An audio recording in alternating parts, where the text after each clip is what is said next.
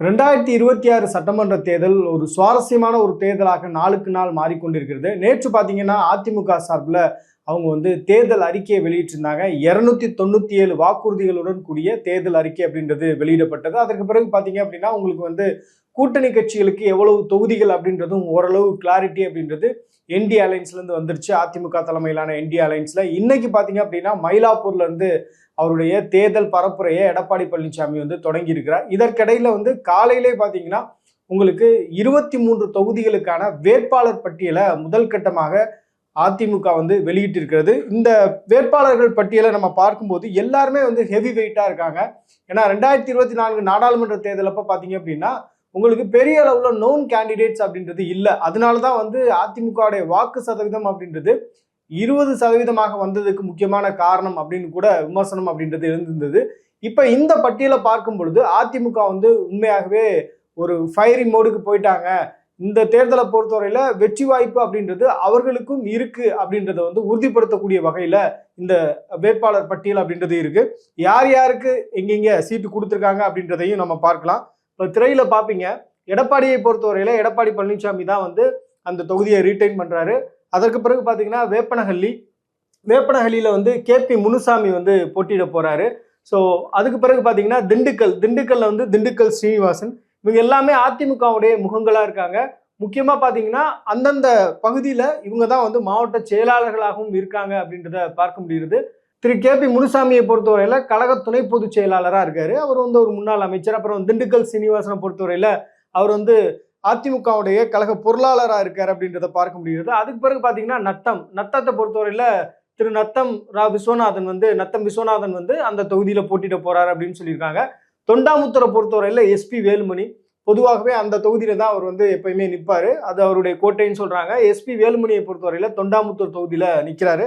அடுத்து பாத்தீங்க அப்படின்னா குமாரபாளையம் தொகுதியை பொறுத்தவரையில தங்கமணி அந்த தொகுதியில இருந்து போட்டியிட போறாரு. ஆல்ரெடி அவர் சிட்டிங் எம்எல்ஏவா இருக்காரு. அதுக்கு பிறகு பாத்தீங்கன்னா ராயபுரம் தொகுதியில இருந்து டி ஜெயக்குமார் மீண்டும் போட்டியிட போறாரு. கடந்த முறை இவர் தோல்வி அடைந்திருந்தார் அப்படின்றத பார்க்க முடிகிறது. இந்த முறை அதே தொகுதியில டி ஜெயக்குமார் அவர்கள் போட்டியிட போறார். இவர் தான் கட்சியுடைய அபிஷியல் ஸ்போக்ஸ் பர்சனா அடையாளப்படுத்தக்கூடிய ஒரு நபர். டி ஜெயக்குமாரை பொறுத்தவரையில அவர் சபாநாயகராகவும் இருந்திருக்கிறார் ஜெயலலிதா முதலமைச்சராக இருந்தபோது. ஸோ அதனால ஒரு முக்கியமான ஒரு பர்சனாலிட்டி. அவர் ராயபுரம் தொகுதியில மீண்டும் போட்டியிட போறார் அப்படின்றத பார்க்க முடிகிறது. எத்தனை பேர் கடந்த 2021 சட்டமன்ற தேர்தலில் தோல்வி அடைந்திருக்கிறார்கள் அப்படின்ற ஒரு லிஸ்ட் இருக்கு. அந்த லிஸ்ட்ல இருக்கக்கூடியவங்க அதே தொகுதியில மீண்டும் போட்டியிட போறாங்க அப்படின்றத பத்தி நம்ம பின்னாடி பேசுவோம். அதுக்கு முன்னாடி இந்த லிஸ்ட்டை பார்த்துட்டு வந்துடலாம். அப்புறம் மயிலம் தொகுதியில இருந்து சி.வி. சண்முகம் போட்டியிட போறாரு. இவர் ஏற்கனவே பாத்தீங்கன்னா விழுப்புரம் தொகுதியில போட்டியிட்டு தோல்வி அடைந்தார். இப்போ ராஜ்யசபா உறுப்பினராக இருக்கார். மயிலம் தொகுதியினுடைய சட்டமன்ற வேட்பாளராக அதிமுக சார்பில் அறிவிக்கப்பட்டிருக்காரு. அது பிறகு பாத்தீங்கன்னா மதுரை மேற்கை பொறுத்தவரையில திரு செல்லூர் ராஜுக்கு மீண்டும் அதே தொகுதி ஒதுக்கப்பட்டிருக்கிறது. அவரும் முன்னாள் அமைச்சர். பாலக்கோடு தொகுதியை பொறுத்தவரையில திரு கே.பி. அன்பழகன் அவர்களுக்கு மீண்டும் வாய்ப்பு வழங்கப்பட்டிருக்கிறது. அவர் சிட்டிங் எம்எல்ஏவா இருக்காரு. நன்னிலத்தை பொறுத்தவரையில திரு ஆர் காமராஜ், அவரும் சிட்டிங் எம்எல்ஏ. அவருக்கும் அதே தொகுதி வழங்கப்பட்டிருக்கிறது. அதுக்கு பிறகு பாத்தீங்கன்னா வேதாரண்யம் தொகுதியை பொறுத்தவரையில ஓஎஸ் மணியன் அவர் சிட்டிங் எம்எல்ஏ. அவருக்கும் மீண்டும் வாய்ப்பு அப்படின்றது அதே தொகுதியில கொடுக்கப்பட்டிருக்கு அப்படின்றத பார்க்க முடியுது. அடுத்து பாத்தீங்க அப்படின்னா விராலிமலை தொகுதியை பொறுத்தவரையில டாக்டர் சி விஜயபாஸ்கருக்கு மீண்டும் போட்டியிடுவதற்கான வாய்ப்பு அப்படின்றது கொடுக்கப்பட்டிருக்கு. அவர் சிட்டிங் எம்எல்ஏவாகவும் இருக்காரு, முன்னாள் அமைச்சர். ஸோ அவருக்கு இந்த வாய்ப்பு அப்படின்றது கொடுக்கப்பட்டிருக்கு அப்படின்றத பார்க்க முடியுது. அப்புறம் கோவில்பட்டியை பொறுத்தவரையில கடம்பூர் ராஜு, அவர் சிட்டிங் எம்எல்ஏ. அவருக்கு மீண்டும் போட்டியிடுவதற்கான வாய்ப்பு அப்படின்றது கொடுக்கப்பட்டிருக்கிறது. அவர் முன்னாள் அமைச்சரும் கூட. திருமங்கலம் தொகுதியை பொறுத்தவரையில திரு ஆர்.பி. உதயகுமாருக்கு மீண்டும் போட்டியிடுவதற்கான வாய்ப்பு அப்படின்றது கொடுக்கப்பட்டிருக்கிறது. இவரும் சிட்டிங் எம்எல்ஏ, முன்னாள் அமைச்சர். அடுத்து பாத்தீங்க அப்படின்னா சிவகாசி தொகுதியை பொறுத்தவரையில திரு கே.டி. ராஜேந்திர பாலாஜிக்கு இந்த முறை கொடுக்கப்பட்டிருக்கு. கடந்த முறை பாத்தீங்க அப்படின்னா ராஜபாளையம் தொகுதியில போட்டியிட்டு தோல்வி அடைந்தார். இப்ப இவருக்கு தொகுதி மாத்தி கொடுத்துருக்காங்க. ராஜபாளையத்துல இருந்து இப்ப சிவகாசி கொடுத்துருக்காங்க. So KT. ராஜேந்திர பாலாஜியை பொறுத்தவரையில அவர் ரொம்ப ஒரு ப்ராமினண்டான பர்சன். அவர் எதையும் தடாலடியாக பேசக்கூடிய ஒரு நபர். கடந்த 2016 2021 வரை இருந்த அதிமுகவுடைய ஆட்சி காலத்துல எடப்பாடி பழனிசாமி தலைமையிலான அந்த கேபினெட்ல அமைச்சராக இருந்தவர் இவர். அப்புறம் மதுரவாயல் தொகுதியை பொறுத்தவரையில திரு பா பெஞ்சமினுக்கு கொடுக்கப்பட்டிருக்கிறது. இவரும் 2021 சட்டமன்ற தேர்தலில் தோல்வி அடைந்தவர். மீண்டும் இந்த தொகுதி அப்படின்றது இவருக்கு கொடுக்கப்பட்டிருக்கு அப்படின்றத கவனிக்க வேண்டியது இருக்கு. அதுக்கு பிறகு பாத்தீங்கன்னா கலசப்பாக்கம் தொகுதியில் வந்து திரு அக்ரி எஸ் கிருஷ்ணமூர்த்தி அப்படின்றவருக்கு கொடுக்கப்படுது. இவர் வந்து சிட்டிங் எம்எல்ஏவும் கூட. இவருக்கு வந்து தொகுதி மாத்திருக்காங்க அப்படின்னு சொல்றாங்க. ஏற்கனவே பாத்தீங்கன்னா போலூர் தொகுதி அப்படின்றது இவருக்கு கொடுக்கப்பட்டு அந்த தொகுதியில இவர் வெற்றி பெற்ற ஒரு நபராகவும் இருக்காரு. ஆனா இந்த முறை பாத்தீங்கன்னா போலூர்ல இருந்து கலசப்பாக்கம் அப்படின்றது கொடுத்துருக்காங்க. அடுத்து பாத்தீங்க அப்படின்னா திருப்பரங்குன்றத்தை பொறுத்தவரையில பாஜகவுக்கு இந்த தொகுதி ஒதுக்கீடு செய்யப்படும், கூட்டணி கட்சி தான் கொடுக்க போறாங்க அப்படின்ற ஒரு பேச்சு அப்படின்றது இருந்தது. நம்ம ரீசெண்ட் இயர்ஸ்ல பாத்தீங்க அப்படின்னா ரீசெண்ட் மந்த்ஸ்ல வந்து திருப்பரங்குன்றம் இஷ்யூ அப்படின்றது ஒரு பெரிய பேசு பொருளாக மாறியது. பாஜக அதற்கான முன்னெடுப்பை எடுத்தாங்க. ஸோ அந்த தொகுதி அப்படின்றது உங்களுக்கு பாஜகவுக்கு ஒதுக்கப்படுவதற்கான வாய்ப்பு இருக்கு அப்படின்னு பேசப்பட்டு வந்த நிலையில அதிமுக ரீட்டைன் பண்றாங்க அப்படின்றத கவனிக்க வேண்டியது இருக்கு. திருப்பரங்குன்றம் தொகுதியை பொறுத்தவரையில ராஜன் செல்லப்பா வந்து போட்டியிட போறார் அப்படின்றத அனௌன்ஸ் பண்ணியிருக்காங்க. அவர் வந்து சிட்டிங் எம்எல்ஏ. ஸோ அவருக்கு இந்த தொகுதி அப்படின்றது ஒதுக்கப்பட்டிருக்கு. அப்புறம் பாத்தீங்கன்னா பவானி தொகுதி வந்து KC கருப்பண்ணன் அவருக்கு வந்து ஒதுக்கப்பட்டிருக்கு. அவர் வந்து சிட்டிங் எம்எல்ஏ. ஸோ அவர் வந்து ஈரோடு புறநகர் கிழக்கு மாவட்ட கழக செயலாளராக இருக்காரு, முன்னாள் அமைச்சரும் கூட. ஸோ அவருக்கு வந்து பவானி தொகுதி அப்படின்றது ஒதுக்கப்பட்டிருக்கு. ஜோலார்பேட்டையை பொறுத்தவரையில KC வீரமணிக்கு ஒதுக்கப்பட்டிருக்கு. ஸோ அவரும் பார்த்தீங்க அப்படின்னா 2021 தேர்தலில் போட்டியிட்டு தோல்வி அடைந்தார். மீண்டும் இந்த தொகுதி அப்படின்றது அவருக்கு ஒதுக்கப்பட்டிருக்கு அப்படின்றது நம்ம கவனிக்க வேண்டியது இருக்கு. அதுக்கு பிறகு பார்த்தீங்கன்னா கரூரை பொறுத்தவரையில MR விஜயபாஸ்கர் வந்து கடந்த தேர்தலில் தோல்வி அடைந்தார். 2021 சட்டமன்ற தேர்தலில் தோல்வி அடைந்தார். அவரும் முன்னாள் அமைச்சர். MR விஜயபாஸ்கரை பொறுத்தவரையில அவருக்கென்ற ஒரு செல்வாக்கு அப்படின்றது கரூரை பொறுத்தவரையில இருக்கு. மீண்டும் அவருக்கு இந்த தொகுதி அப்படின்றது ஒதுக்கப்பட்டிருக்கு அப்படின்றத கவனிக்க வேண்டியது இருக்கு. அடுத்து பாத்தீங்க அப்படின்னா அரியலூரை பொறுத்தவரையில திரு தாமரை ராஜேந்திரன் அவருக்கு வந்து கொடுக்கப்பட்டிருக்கு. ஸோ இவர் வந்து அரியலூர் மாவட்ட கழக செயலாளராக இருக்காரு. இவருக்கு இந்த முறை வந்து போட்டியிடுவதற்கான வாய்ப்பு அப்படின்றது வழங்கப்பட்டிருக்கிறது. இவர் வந்து அரசினுடைய முன்னாள் தலைமை கொறடாவாக இருந்தவர். ஸோ இந்த 23 பேர் பட்டியலை நம்ம பார்க்கும் பொழுது ஒரு ஸ்ட்ராங்கான ஒரு ஃபோர்ஸோட ஒரு ஸ்ட்ராட்டஜியோட தான் அதிமுக இந்த முறை களமிறங்கி இருக்கிறாங்க அப்படின்றத கவனிக்க முடியுது. ஏன்னா கடந்த ஒரு 4.5 வருடங்களாக பார்த்தீங்க அப்படின்னா அதிமுக ரொம்ப வீக்கா இருக்கு, அதிமுக வந்து சரியாக செயல்படலை, அதிமுக இந்த தேர்தலை எதிர்கொள்வதற்கான அந்த சூழல் அப்படின்றது இல்லை அப்படின்னு பல விமர்சனங்கள் எழுப்பப்பட்டது. குறிப்பா பாத்தீங்கன்னா எடப்பாடி பழனிசாமி வந்து தொடர்ந்து தோல்வியை சந்தித்து வருகிறார் அப்படின்ற குற்றச்சாட்டுகள் அப்படின்றது இருந்தது.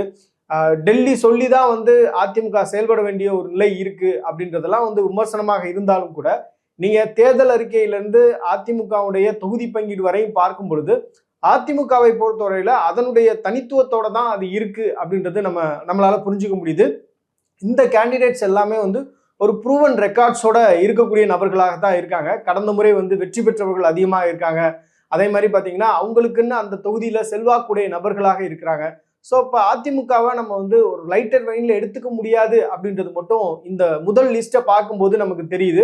விஜய் சொல்றாரு இல்லையா, திமுகவுக்கும் தாவேகாவுக்கும் தான் போட்டி அப்படின்னு. ஆனா இந்த லிஸ்ட்டை பார்க்கும்போது அதிமுகவை அவ்வளோ எளிதா நீங்க வந்து கடந்து போய்விட முடியாது அப்படின்றது மட்டும் தெளிவாக தெரியுது.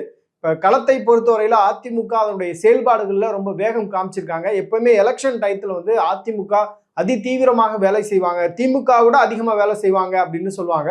ஸோ இந்த லிஸ்ட்டை பார்க்கும்போது ஒரு நம்பிக்கை அப்படின்றது அதிமுக தொண்டர்களுக்கு வந்திருப்பதற்கான வாய்ப்பு அப்படின்றது இருக்குன்னு நான் நினைக்கிறேன். அதே மாதிரி நான் முன்னாடி சொன்னேன்ல 2021 சட்டமன்ற தேர்தலில் தோல்வி அடைந்தவர்களுக்கு இந்த முறை எந்தெந்த தொகுதிகளில் வாய்ப்பு கொடுத்துருக்காங்க அப்படின்றத பத்தி பேசலாம் அப்படின்னு சொன்னேன்ல. இப்போ அந்த வகையில பார்க்கும்பொழுது ஒரு 5 பேர் வந்து கடந்த தேர்தலில் 2021 தேர்தலில் தோல்வி அடைந்தவர்களா இருக்காங்க. இந்த லிஸ்ட்ல வந்து 5 பேர் வந்து தோல்வி அடைந்தவர்கள். யாருன்னு பாத்தீங்க அப்படின்னா KC வீரமணி, D ஜெயக்குமார், அப்புறம் வந்து S ராஜேந்திரன், அப்புறம் MR விஜயபாஸ்கர், அப்புறம் பெஞ்சமின். இவங்க 5 பேரும் வந்து கடந்த தேர்தலில் தோல்வி அடைந்தவர்கள். ஆனா அவர்களுக்கு மக்கள் செல்வாக்கு அப்படின்றது அந்தந்த தொகுதிகளில் இருக்கு. இப்ப கரூர்னு பாத்தீங்க அப்படின்னா ஒன்னு செந்தில் பாலாஜி இல்ல MR விஜயபாஸ்கர் அப்படின்றது எல்லாத்துக்குமே தெரியும். ஸோ இப்போ MR விஜயபாஸ்கரை பொறுத்தவரையில கடந்த 5 வருடங்களாக அவர் வந்து தேர்தல் வேலைகள் அப்படின்றது கடுமையா பண்ணியிருக்காரு. அப்புறம் D ஜெயக்குமாரை பொறுத்தவரையில அவர் வந்து ராயபுரம் தொகுதியில தொடர்ந்து வெற்றி பெற்று வரக்கூடிய ஒரு நபர். அவருக்கென்று ஒரு தனி செல்வாக்கு இருக்கு. நல்லதோ கெட்டதோ எல்லா இடங்கள்லையும் போய் நிற்கக்கூடிய ஒரு நபர். ஸோ அவருடைய அந்த பிரசன்ஸ் அப்படின்றது இந்த தேர்தலில் அவங்களுக்கு ஹெல்ப் பண்ணும் அப்படின்னு நினைச்சிருக்காங்க. அப்புறம் பார்த்தீங்கன்னா KC வீரமணி, அவரும் வந்து முன்னாள் அமைச்சர், அவரும் தோல்வி அடைந்திருந்தார். ஸோ அவருக்கும் இந்த தடவை வந்து வாய்ப்பு அப்படின்றது கொடுக்கப்பட்டிருக்கு. ஸோ இந்த 5 பேருக்கும் வந்து வாய்ப்பு அப்படின்றது மீண்டும் கொடுக்கப்பட்டிருக்கு அப்படின்றத பார்க்க முடியுது. அதே மாதிரி தொகுதி மாறியவர்கள் அப்படின்னு பார்க்கும்போது அதுல ஒரு 3 லிஸ்ட் இருக்கு. அக்ரி கிருஷ்ணமூர்த்தி, அப்புறம் CV சண்முகம், அதே மாதிரி KT ராஜேந்திர பாலாஜி. இந்த 3 பேரும் வந்து தொகுதிகள் வந்து மாத்தி கொடுத்துருக்காங்க அப்படின்றத பார்க்க முடியுது. அக்ரி கிருஷ்ணமூர்த்தியை பொறுத்தவரையில அவர் வந்து சிட்டிங் MLA தான். அவருக்கு வந்து போலூர் தொகுதி அப்படின்றது முன்னாடி ஒதுக்கப்பட்டிருந்தது. அங்கிருந்து தான் அவர் வந்து இப்போ சிட்டிங் எம்எல்ஏவா இருக்காரு. இப்போ வந்து கலசப்பாக்கம் தொகுதி அப்படின்றது அவருக்கு கொடுக்கப்பட்டிருக்கு. அதே மாதிரி சி.வி. சண்முகத்தை பொறுத்தவரையில 2021 சட்டமன்ற தேர்தலில் விழுப்புரம் தொகுதியிலிருந்து போட்டிட்டு இருந்தாரு. ஆனா விழுப்புரம் தொகுதியில தோல்வி அடைந்தார். இப்ப சிட்டிங் வந்து ராஜ்யசபா உறுப்பினரா இருக்காரு. ஆனா பாத்தீங்கன்னா இந்த தேர்தல் வந்து மயிலம் தொகுதி அப்படின்றது கொடுத்திருக்காங்க அப்படின்றத கவனிக்க வேண்டியது இருக்கு. அதே மாதிரி கே.டி. ராஜேந்திர பாலாஜியை பொறுத்தவரையில லாஸ்ட் டைம் வந்து 2021 ராஜபாளையம் தொகுதி அப்படின்றது அவருக்கு ஒதுக்கப்பட்டிருந்தது. இப்ப பாத்தீங்கன்னா சிவகாசி தொகுதி அப்படின்றது ஒதுக்கி இருக்கிறாங்க. ஸோ இந்த வீடியோல வந்து ரொம்ப டீட்டெயில்டா வந்து அதிமுகவுடைய முதல் வேட்பாளர் பட்டியல் அப்படின்றத நம்ம பார்த்திருக்கோம். அதிமுகவை பொறுத்தவரையில அவர்களுடைய அந்த தேர்தல் மேனிஃபெஸ்டோ பார்த்தீங்கன்னா ஒரு 3 கட்டமாக வெளியிட்டாங்க அப்படின்றது பார்க்க முடியுது. ரொம்ப அட்ராக்டிவா இருக்கக்கூடிய விஷயங்களா முதல்ல, அதுக்கு பிறகு ரெண்டாவதா அதை விட கொஞ்சம் கம்மியா, அடுத்து வந்து முழு தேர்தல் அறிக்கை அப்படின்றது வெளியிடப்பட்டது. இப்ப பாத்தீங்க அப்படின்னா முதல் கட்டமாக அவர்களுடைய கீ லீடர்ஸ் யார் யாரெல்லாம் வந்து தேர்தலில் போட்டியிடக்கூடிய நபர்கள் அப்படின்ற லிஸ்ட்டை வெளியிட்டிருக்காங்க. ஸோ இந்த லிஸ்ட்டை பார்க்கும்போது ஒரு சின்ன கான்ஃபிடன்ஸ் அப்படின்றது நிச்சயமா அதிமுக தொண்டர்களுக்கு வரும்னு நான் நினைக்கிறேன். இந்த வீடியோ முழுமையா பார்த்துருப்பீங்க. அதிமுகவுடைய ஃபர்ஸ்ட் கேண்டிடேட் லிஸ்ட்டை பத்தி நீங்க என்ன நினைக்கிறீங்க அப்படின்றதையும் கமெண்ட் செக்ஷன்ல சொல்லுங்க.